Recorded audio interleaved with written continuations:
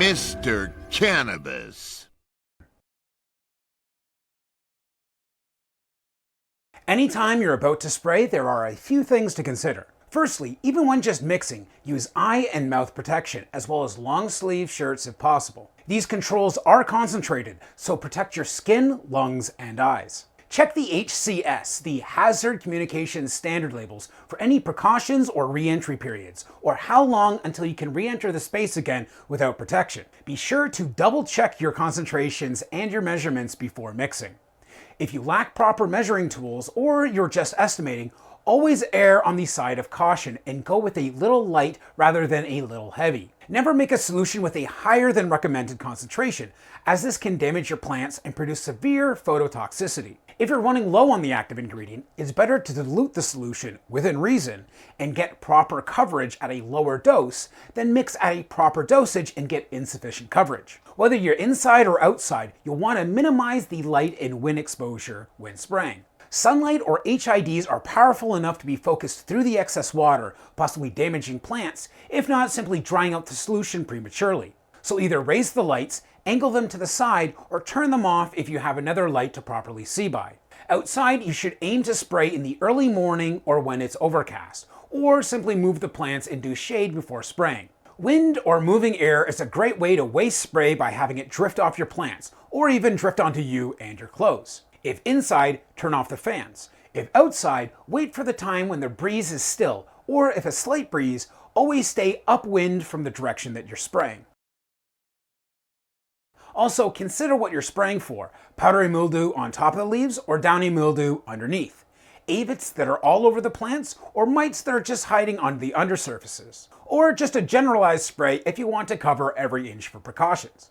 While most sprays won't outright kill your roots, most of them are oils and are designed to cover and suffocate, so you'll want to target spray only the parts of the plant that you need to minimize runoff into your pots.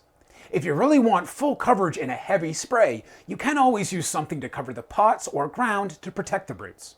If you do need a heavy full coverage, another method you could use, which I often use, is if your plants are a manageable size in pots, you can simply dunk the plants into the bucket of your solution.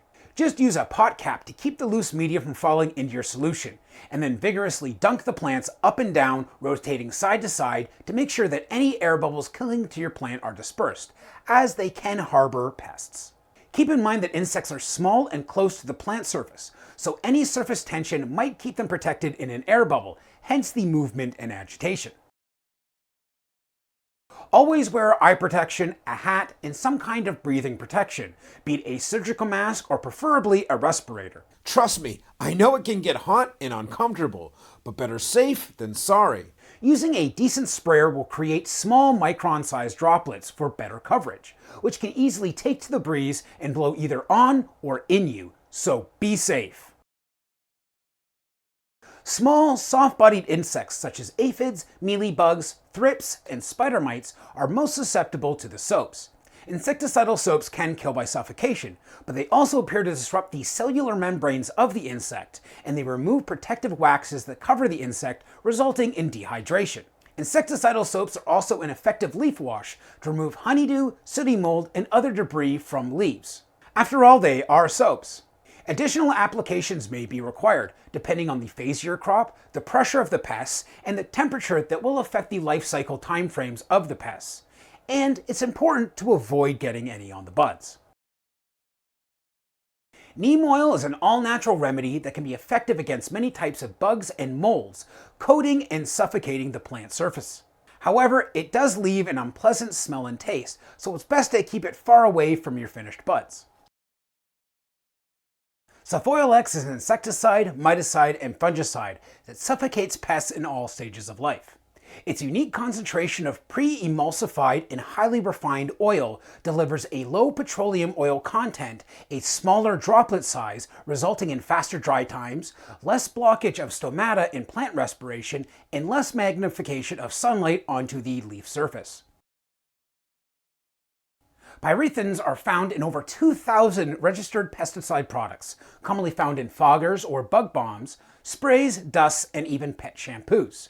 Pyrethins excite the nervous system of insects that touch or eat it, leading to paralysis and ultimately their death.